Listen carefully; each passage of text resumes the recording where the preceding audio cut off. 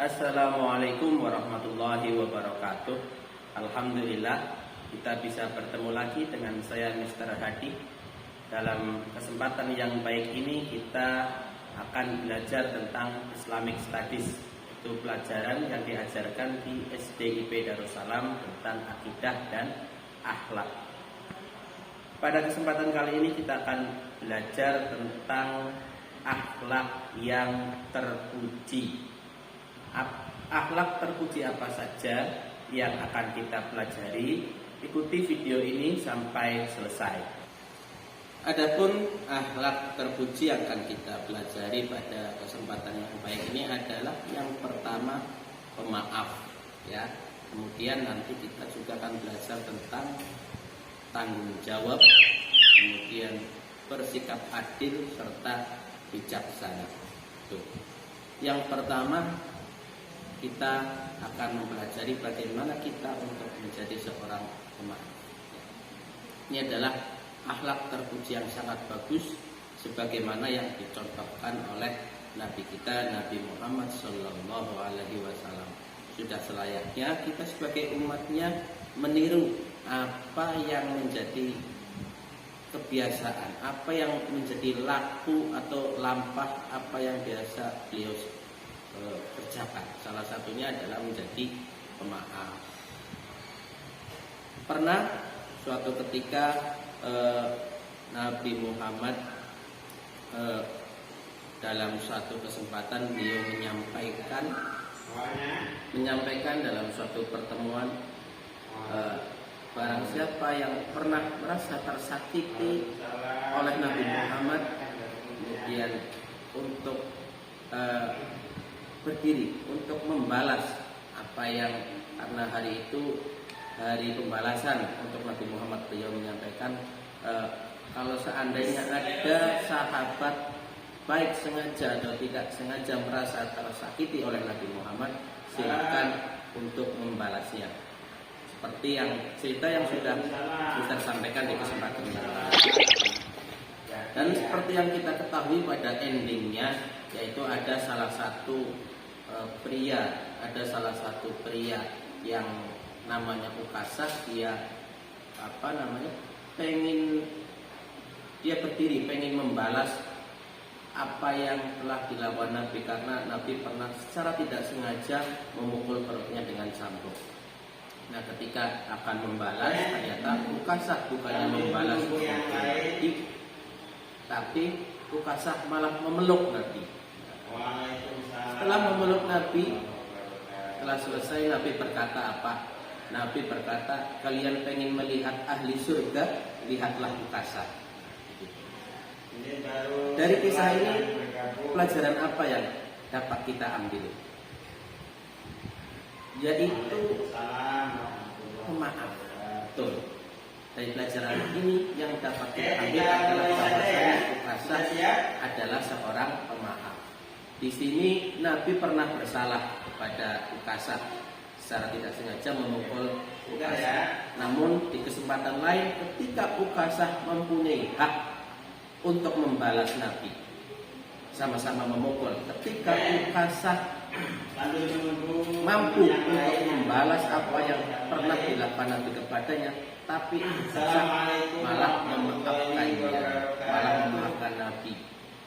Nah, ketika Ukasah memaafkan Nabi, maka tidak ada balasan selain surga.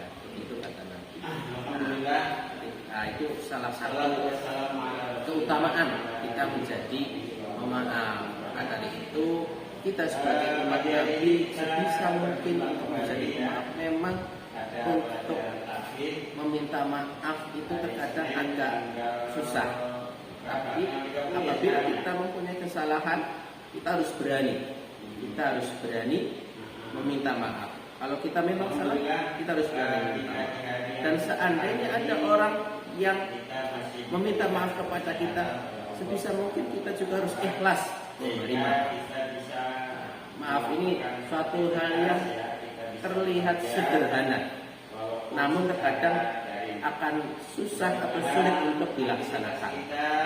Baik yang salah kita harus berani meminta maaf, yang disalahin pun harus ikhlas memberi maaf. Baik, langsung Ya, saja.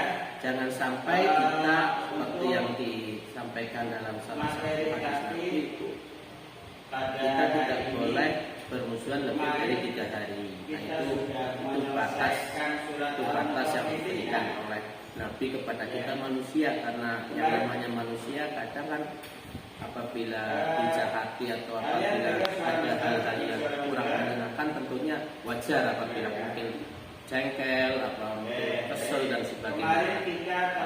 Hal yang manusia kan begitu ya. Namun kita harus bisa mengontrol diri kita. Kita harus bisa menjaga hati kita agar marah kita, agar jengkel kita, agar dongkol kita tidak boleh melebihi 3 hari. Kalau kita yang salah, kita harus berani.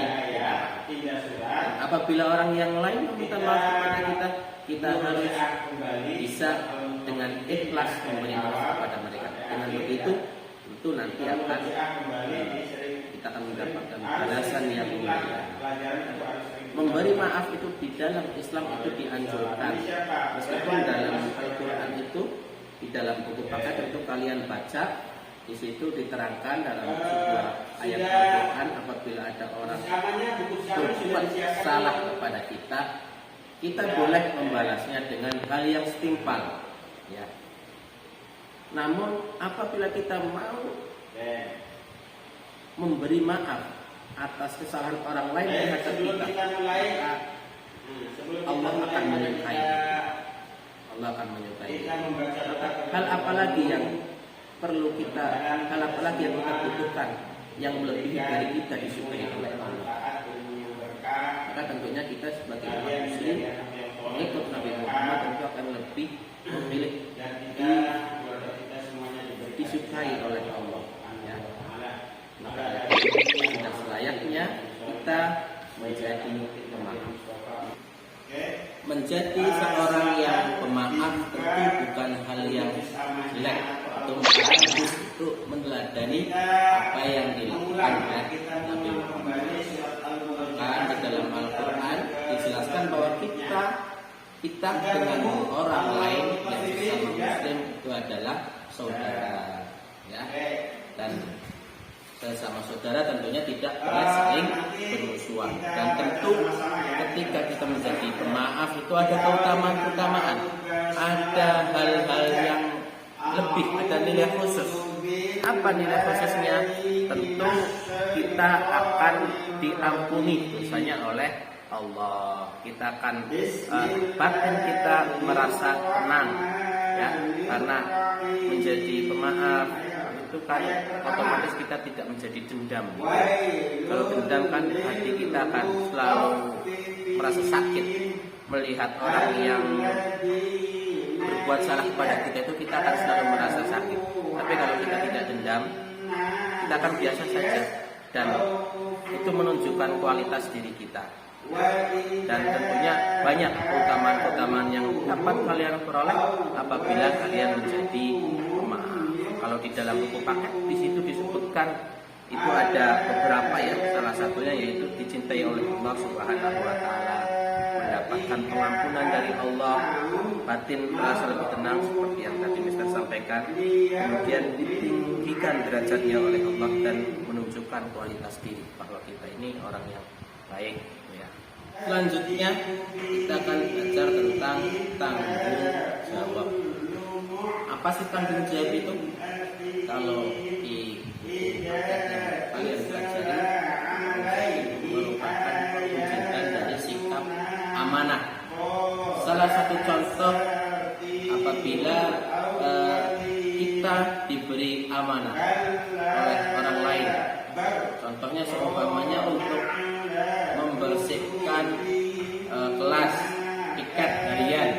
Nah, pada hari yang ditentukan, pada jam yang ditentukan, kita melaksanakan piket itu, maka itu artinya kita sudah bertanggung jawab.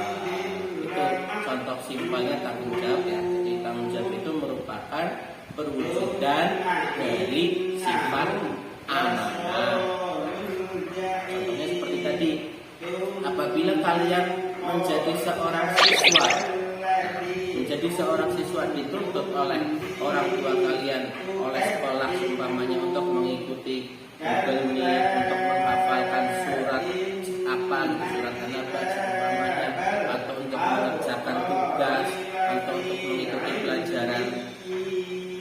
apapun itu, ketika kalian melaksanakan apa yang diamanahkan kepada kalian sebagai siswa, maka itu artinya kalian bertanggung jawab. Di dalam Islam kita sangat dianjurkan untuk itu bertanggung jawab, karena nanti kita juga akan dimintai pertanggungjawaban kelak di hari kiamat. Apa yang menjadi kelakuan kita di dunia, apakah kita berbuat baik atau kita berbuat buruk, nanti akan dimintai pertanggungjawaban oleh Allah di akhirat. Maka dari itu kita di dunia biasakan untuk hidup selalu bertanggung jawab. Tidak boleh semaunya sendiri. Kalau kalian bertanggung jawab, tentu orang lain akan percaya kepada kalian dan akan suka terhadap kalian. Dan apabila kalian menyia-nyiakan amanah yang diberikan kepada kalian, kalian nanti akan dicap sebagai orang yang tidak bertanggung jawab. Itu akan sangat berbahaya. Kalian akan tidak dipercaya oleh orang lain.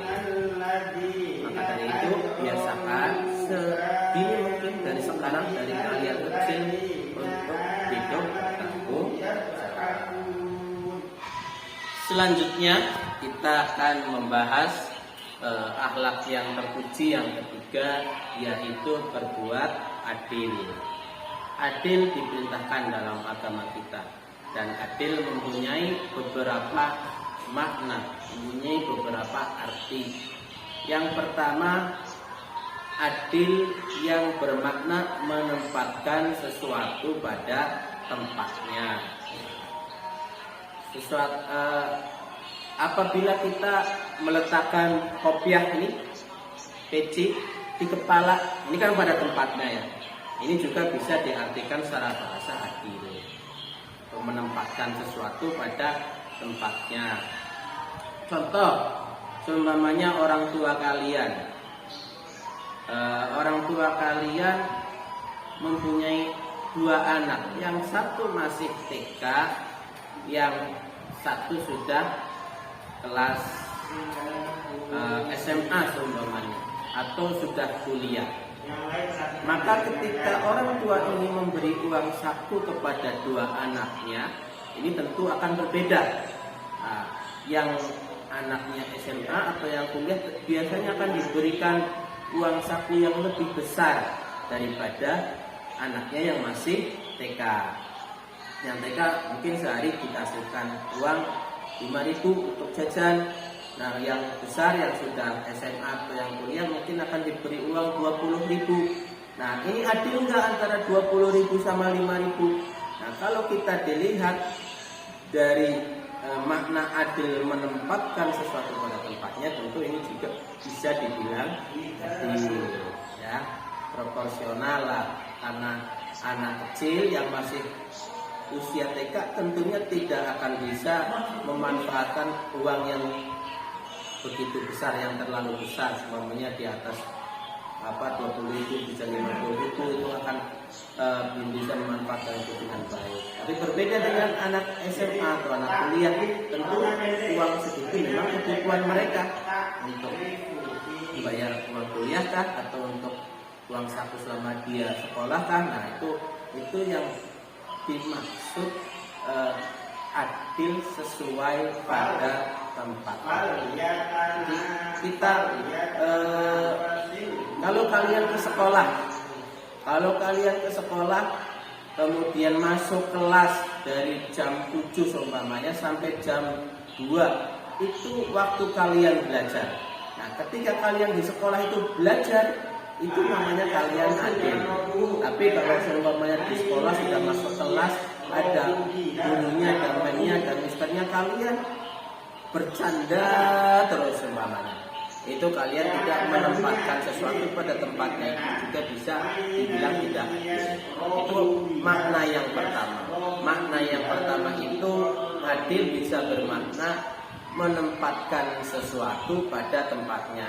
Seorang pemimpin tentu harus adil kepada bawahannya, harus menjalankan tugas-tugasnya, tidak boleh sewenang-wenang. lawannya adil itu zalim. Zalim itu tidak menempatkan sesuatu pada tempatnya. Itu adil yang pertama tadi mempunyai arti menempatkan suatu pada tempatnya. Yang kedua sama rata. Adil yang kedua mempunyai makna sama rata. Seumpamanya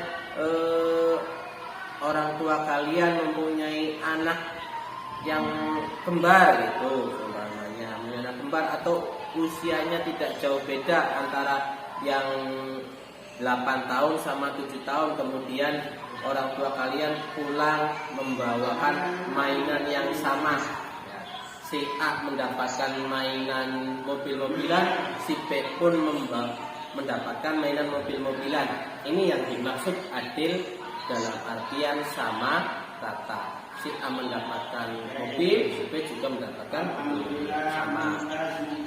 Atau seumpamanya si A mendapatkan uang saku sebesar 5.000, si B pun akan mendapatkan uang 5.000 juga. Nah, ini adil yang berarti sama rata.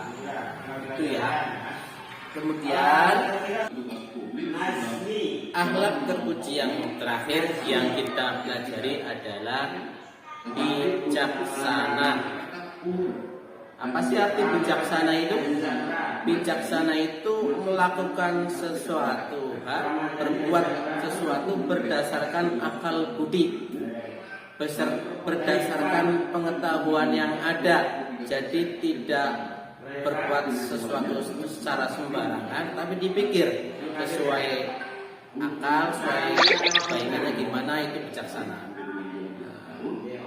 Orang yang bijaksana itu biasanya lebih sabar, lebih banyak mau untuk mendengarkan dan menghargai pendapat orang lain. Karena itu tadi bijaksana itu berbuat sesuatu berdasarkan pengetahuan, berdasarkan akal, berdasarkan budi. Jadi tidak secara sembarangan. Seorang pemimpin itu harus bijaksana. Nah, ini sifat terpuji yang sangat bagus, yang sangat baik, dan kita pun juga harus bisa bersikap bijaksana. Orang yang bijaksana biasanya bisa menempatkan dirinya pada keadaan yang seperti apapun, karena dia tahu kapan waktunya diam, kapan waktunya bicara, kapan harus ngomong A, kapan harus ngomong B. Karena dia bertindak berdasarkan pengetahuan, tidak berdasarkan emosi, ya, tidak berdasarkan suka atau tidak suka. Itu kita harus berlatih untuk bersikap bijaksana. Bagaimana caranya? Harus lebih banyak mendengar, banyak membaca, kemudian lebih mendahulukan orang lain daripada diri kita sendiri. Dengan banyak mendengar, banyak membaca, menghargai pendapat orang lain, kemudian meningkatkan kesabaran kita, insya Allah nanti kita akan bisa lebih bijaksana. Mungkin untuk pertemuan kali ini Mister cukupkan. Untuk lebih jelasnya nanti kalian bisa baca di buku paket, ya, di materi akhlak terpuji. Di situ ada bagaimana tentang arti dan menjadi seorang pemaaf, bagaimana agar kita bisa bertanggung jawab, bagaimana kita agar bisa berbuat adil, dan tentunya yang terakhir bagaimana agar kita bisa bersikap bijaksana. Sekian saja dari saya. Allahumma fiqilaka min thariq. Wassalamualaikum warahmatullahi wabarakatuh.